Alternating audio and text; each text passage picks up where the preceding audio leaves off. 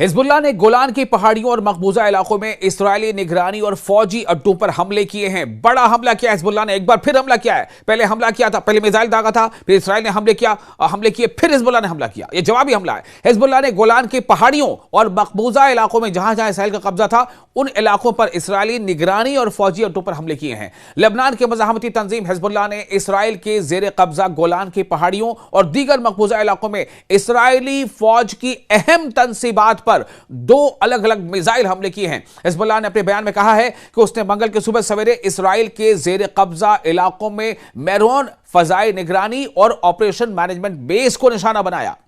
बयान में यह भी कहा गया है कि यह कार्रवाई इसराइल की मुजरिमाना जारहियत के जवाब में की गई है, जिससे लेबनान के दर्जनों शहरों, छोटे बड़े शहरों और कस्बों में खास तौर पर बेरूत के जुनूबी मज़ाफ़ात इलाके मुतासिर हुए हैं। उसके बाद इसराइल के ऊपर यह करारा हमला बोला है हिजबुल्लाह ने।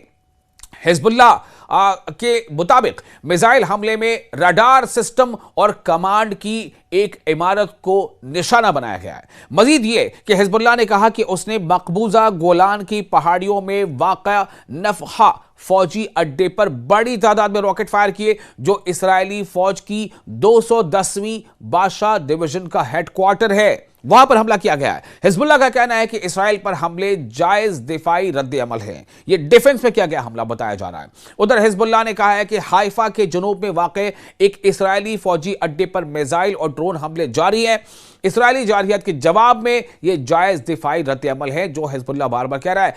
पीर की रात, पीर यानी मंडे की रात जारी बयान में तंजीम ने कहा कि गुज़िश्ता 15 माह से इसराइली हुकूमत की जारहियत, कत्ल आम, तबाही, नस्ली सफाई और मुख्तलिफ किस्म के मजालिम की शक्ल में जारी है। किसी भी सियासी या सिफारती कोशिश से इन मजालिम को नहीं रोका जा सका और ना ही इसराइली हुकूमत को जंग बंदी मुआहदे और इससे मुताल्लिक जिम्मेदारियों पर अमल करने का पाबंद बनाया जा सका है।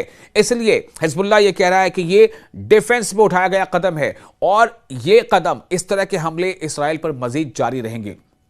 बयान में यह भी कहा गया है कि इन जारहाना इक़दामात का बार बार कोई जवाब नहीं दिया गया और इसराइल की टारगेट किलिंग और तबाही की मुहिम को रोकना जरूरी है।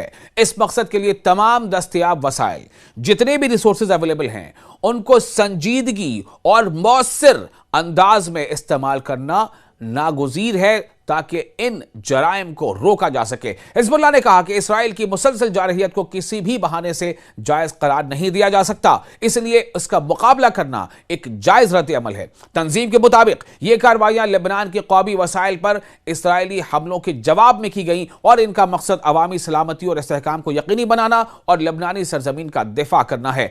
हिजबुल्लाह ने कहा कि हाइफा के जनूब में इसराइली फौजी अड्डे पर इसके मिसाइल और ड्रोन हमले एक जायज दिफाई कदम थे और लेबनानी हुक्काम से मुतालबा किया कि वो इसराइली जारहियत रोकने के लिए अमली इक़दामात करे, क्योंकि लेबनान को दरपेश तमाम बहरानों की जिम्मेदारी इन्हीं इक़दामात पर आयद होती है।